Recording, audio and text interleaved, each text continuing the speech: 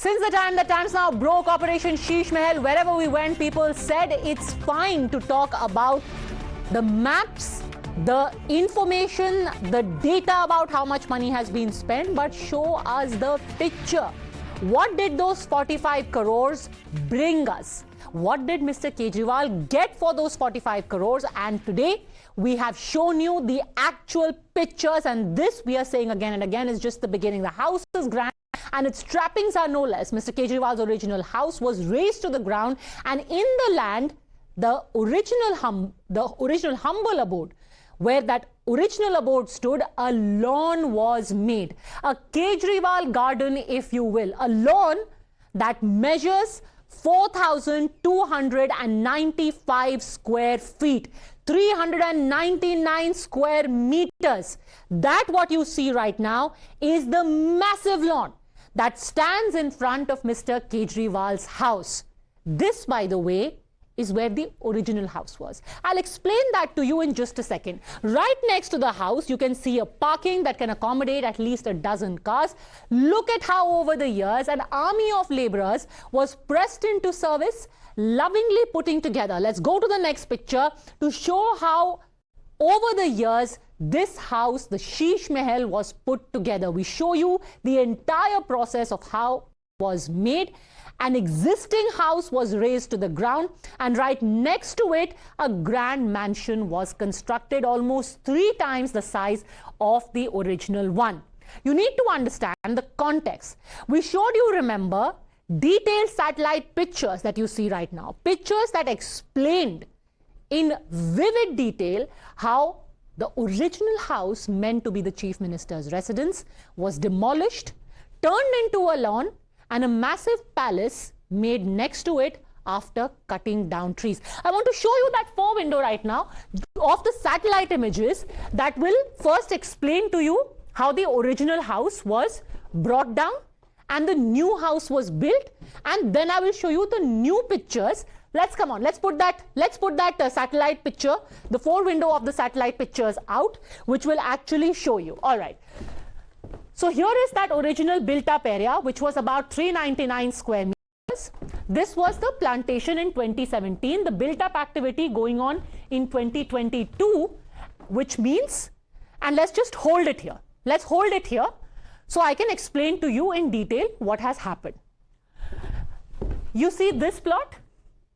Let's go back to the original, right from the beginning, the satellite picture, because then you will be able to understand the new pictures better.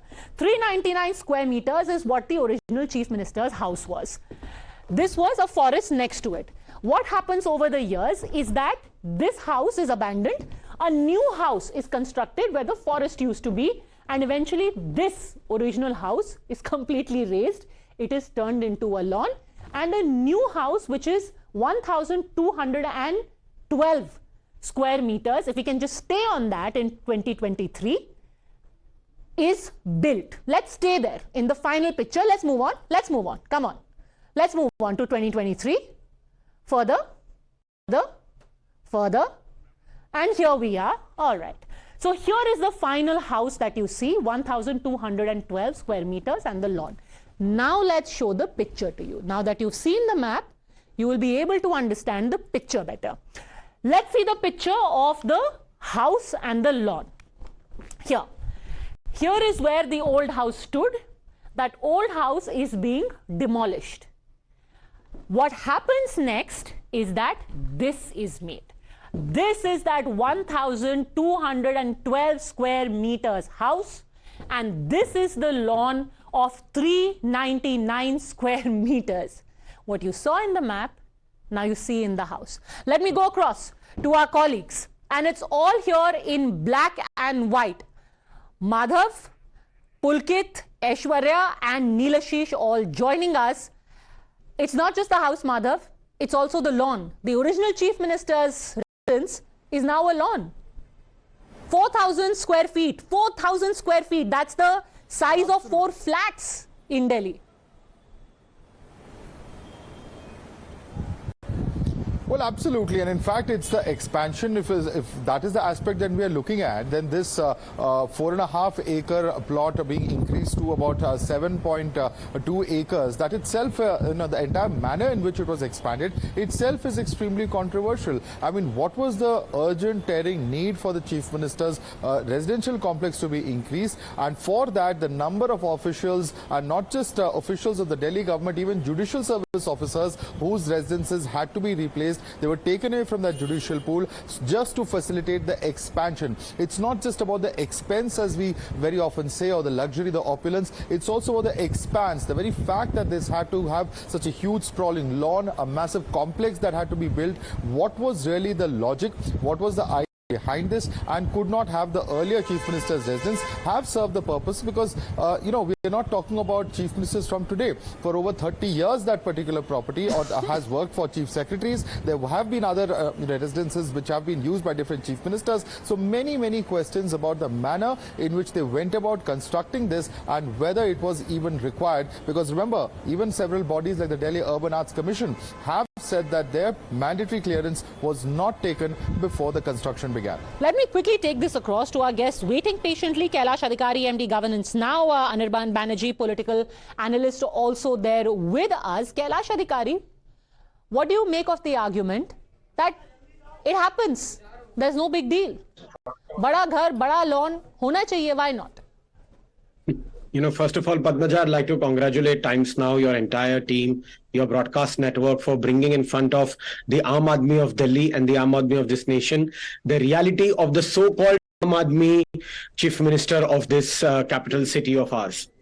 Secondly, I believe, looking at the pictures which you have exposed today at 7 p.m. on your broadcast network, I think Mr. Arvind Kejriwal somewhere is very loosely or very actively inspired by the residence of the President of the United States.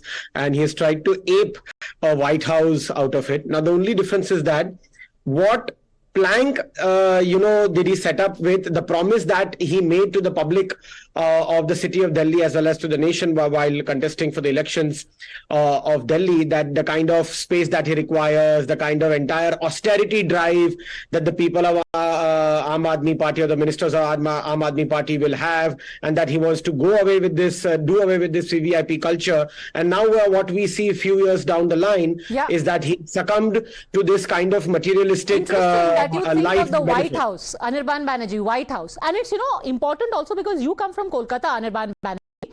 What one must mention that the Chief Minister of West Bengal actually is still living in her old house. Mamata Banerjee is still living in her old house. She hasn't made a White House for herself.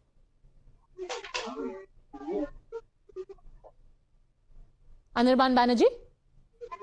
Yeah, could you please repeat the question? Yes, my question is, if her old house is good enough for the Chief Minister of West Bengal, surely the original 399 square meter house would be good enough for Mr. Kejriwal also.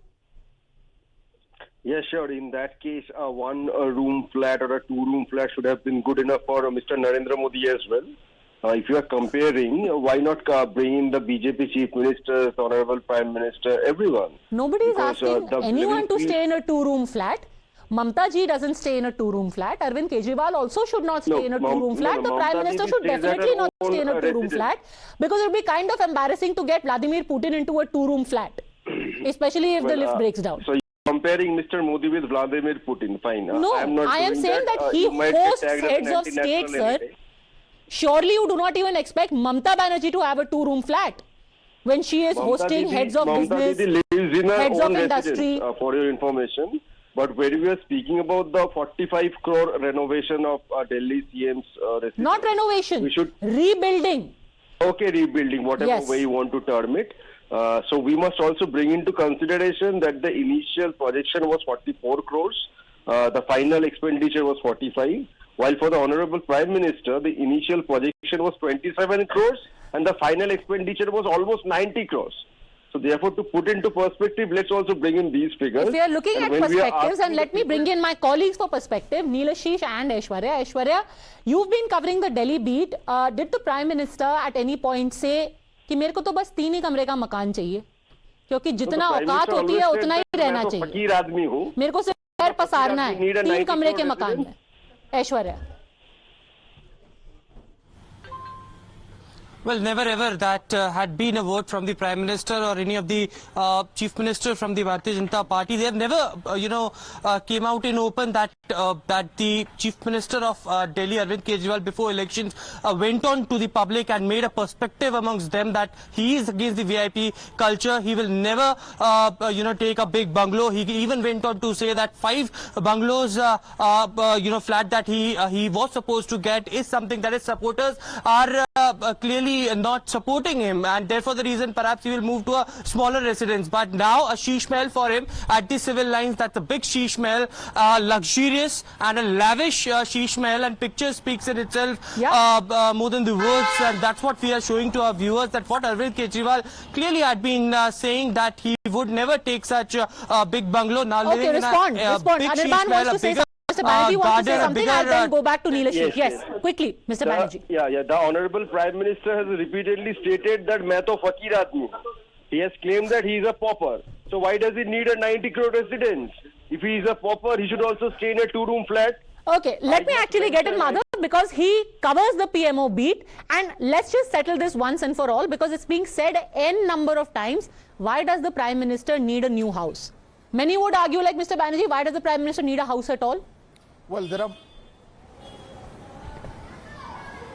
are multiple reasons for that that have been discussed several times in the public domain, and let's get into that. One is that this entire central vista is being redesigned, and therefore it was only logical the Prime Minister's house is closer to the Prime Minister's office and to Parliament, where he needs to travel for official reasons, because otherwise we see traffic being held up on a regular basis along the entire route, number one. Number two, it is for security reasons, as we all know the kind of threat perception that exists, and clearly, of course, the incidents that have happened have also, of course, one of the key reasons and one of the main reasons that this is being done. Number three, as you yourself have rightly stated, it is perhaps the Prime Minister who has to officially, on behalf of the people of India, host several of these people who actually come into the country. Whether we're talking about the US President, whether we're talking about the Russian President, we may be talking about the Prime Minister of the UK, all of these dignitaries, when they come to India, would have to perhaps be received by the Prime Minister. Of course, you can always argue that there's Hyderabad House and there is Rashtrapati Bhavan, and also the fact that there are several other occasions